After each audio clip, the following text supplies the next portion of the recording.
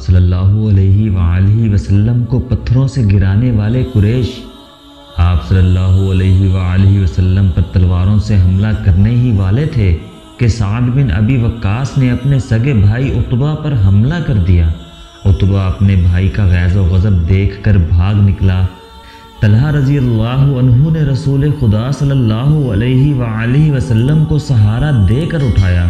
آپ صلی اللہ علیہ وآلہ وسلم پوری طرح سے ہوش میں تھے۔ اس دوران آپ صلی اللہ علیہ وآلہ وسلم کے ساتھیوں نے ان آدمیوں کو بھگا دیا تھا جنہوں نے رسول کریم صلی اللہ علیہ وآلہ وسلم پر حملہ کیا تھا۔ مورخ لکھتے ہیں کہ سعد بن ابی وقاص پر قابو پانا مشکل ہو رہا تھا۔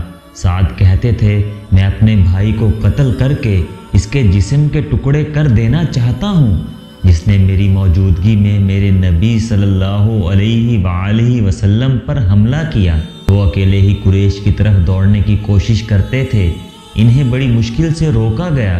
اگر رسول خدا صلی اللہ علیہ وآلہ وسلم انہیں رکنے کا حکم نہ دیتے تو وہ کبھی نہ رکتے۔ قریش غالباً بہت ہی تھک گئے تھے۔ وہ معرکے سے منہ موڑ گئے۔ تب رسول اکرم صلی اللہ علیہ وآلہ وسلم کے ساتھیوں نے آپ صلی اللہ علیہ وآلہ وسلم کے زخموں کی طرف توجہ دی۔ جو خواتین آپ صلی اللہ علیہ وآلہ وسلم کے ساتھ تھیں انہوں نے آپ صلی اللہ علیہ وآلہ وسلم کو پانی پلایا، کپڑوں سے زخم صاف کیے۔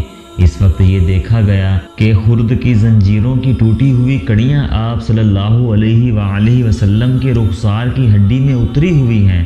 ایک صحابی ابو عبیدہ رضی اللہ عنہ جو عرب کے ایک مشہور جراح کے فرزند تھے آگے بڑھے اور آپ صلی اللہ علیہ وآلہ وسلم کے رخساروں سے کڑیاں نکالنے لگے، لیکن ہاتھوں سے کڑیاں نہ نکلیں۔ آخر ابو عبیدہ رضی اللہ عنہ نے دانتوں کی مدد سے ایک کڑی نکال لی۔ جب دوسری کڑی نکالی تو کڑی تو نکل آئی، لیکن ابو عبیدہ رضی اللہ عنہ کے سامنے کے دو دانت ٹوٹ گئے۔ اس کے بعد لوگوں نے ابو عبیدہ کو الاسرم کہنا شروع کر دیا۔ اس کا مطلب ہے وہ آدمی جس کے سامنے والے دانت نہ ہوں، پھر وہ اسی نام سے مشہور ہو گئے۔ یہ بھی رسول کریم صلی اللہ علیہ وآلہ وسلم کا معجزہ ہے کہ اس کے بعد ابو عبیدہ ایسے خوبصورت دکھتے تھے کہ ان کے چہرے سے نگاہ نہیں ہٹتی تھی۔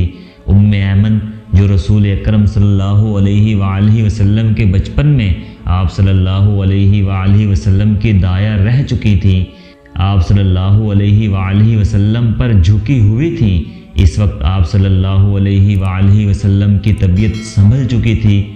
اچانک ایک تیر ام ایمن کی پیٹھ میں اتر گیا اور اس کے ساتھ ہی دور سے ایک کہکہا سنائی دیا۔ سب نے ادھر دیکھا تو قریش کا ایک آدمی حبان بن الارقہ دور کھڑا ہنس رہا تھا۔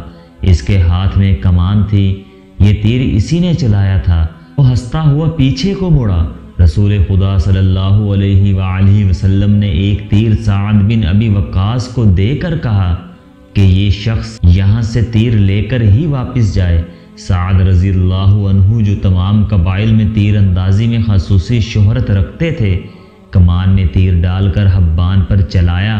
تیر حبان کی گردن میں اتر گیا۔ سعد کے تمام ساتھیوں نے بڑی زور سے کہکہا لگایا اور حبان نے ڈگمگاتے ہوئے چند قدم اٹھائے اور وہ گر پڑا۔ آج خالد جب مدینے کی طرف بڑھتا جا رہا تھا اور احد کی پہاڑی افق سے اوپر ہی اوپر اٹھتی آ رہی تھی، اسے اپنے کچھ ساتھی یاد آنے لگے۔ عقیدوں کے اختلاف نے بھائی کو بھائی کا دشمن بنا دیا تھا، لیکن خالد کو یہ خیال بھی آیا کہ بعض لوگ عقیدے کو اس لیے سچا سمجھتے ہیں کہ وہ اس کے پیروکار ہوتے ہیں۔ حق اور باطل کے فرق کو سمجھنے کے لیے بڑی مضبوط شخصیت کی ضرورت ہوتی ہے۔ ایک سوال اسے پھر پریشان کرنے لگا، میں مدینہ کیوں جا رہا ہوں؟ اپنا عقیدہ مدینہ والوں پر ٹھونسنے یا ان کا عقیدہ اپنے اوپر مسلط کرنے کے لیے؟ اسے ابو سفیان کی آواز سنائی دی جو ایک ہی روز پرانی تھی، کیا یہ سچ ہے کہ تم مدینہ جا رہے ہو؟ کیا تمہاری رگوں میں ولید کا خون سفید ہو گیا ہے؟ صحرا میں جاتے ہوئے ان آوازوں نے کچھ دور تک اس کا تعاقب کیا، پھر وہ اپنے ان دوستوں کی یاد میں کھو گیا جن کے خلاف وہ لڑا اور جن کا خون اس کے سامنے بہہ گیا تھا۔ ان میں ایک مصعب بن عمیر بھی تھے۔ قریش جو معرکے سے منہ موڑ گئے تھے، کچھ کچھ دور ہی پہنچے تھے کہ خالد نے اپنے گھوڑے کو ایڑھ لگائی اور ابو سفیان کو جا پکڑا۔ اس نے ابو سفیان سے پوچھا کہ تم لوگ جنگ کو ادھورا چھوڑ کر کہاں جا رہے ہو؟ مسلمانوں کا دم خم ختم ہو چکا ہے۔ ابو سفیان بھی یہی چاہتا تھا کہ یہ معرکہ فیصلہ کن نتیجے پر پہنچے۔ قریش کے چند سوار وہیں سے پلٹ آئے۔ خالد دیکھ چکا تھا کہ رسول کریم صلی اللہ علیہ وآلہ وسلم کہاں ہیں۔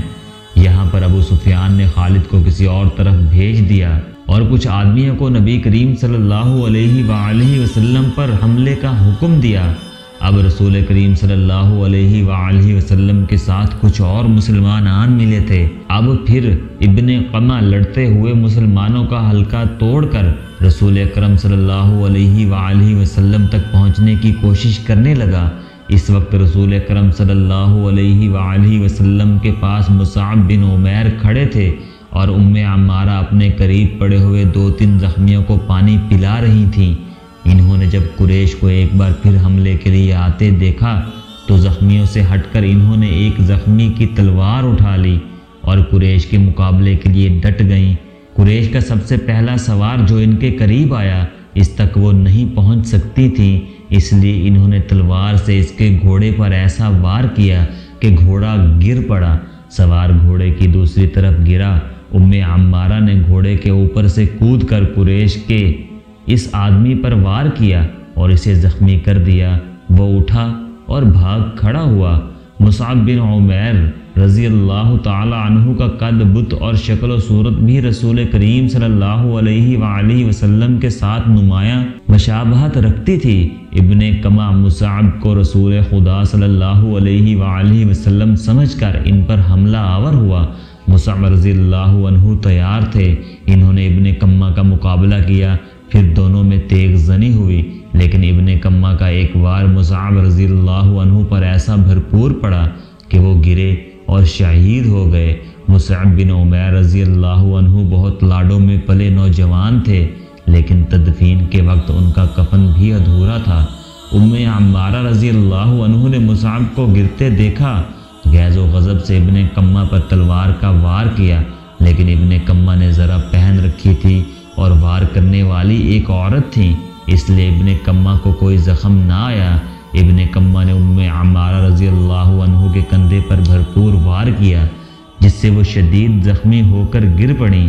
اس وقت رسول کریم صلی اللہ علیہ وآلہ وسلم جو قریب ہی تھے ابن قمہ کی طرف بڑھے، لیکن ابن قمہ نے پینترا بدل کر آپ صلی اللہ علیہ وآلہ وسلم پر ایسا وار کیا جو آپ صلی اللہ علیہ وآلہ وسلم کے خورد پر پڑا۔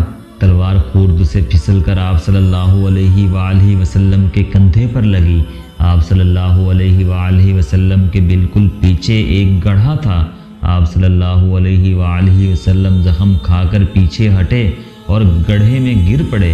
ابن قمہ نے پیچھے ہٹ کر گلا پھاڑ کر کہا کہ میں نے محمد صلی اللہ علیہ وآلہ وسلم کو قتل کر دیا ہے۔ وہ یہی نعرے لگاتا میدان جنگ میں گھوم گیا۔ اس کی آواز قریش نے بھی سنی اور مسلمانوں نے بھی۔ قریش کو تو خوش ہونا ہی تھا، مسلمانوں پر اس کا بڑا تباہ کن اثر ہوا کہ حوصلہ ہار بیٹھے اور احد کی پہاڑی کی طرف پسپا ہونے لگے۔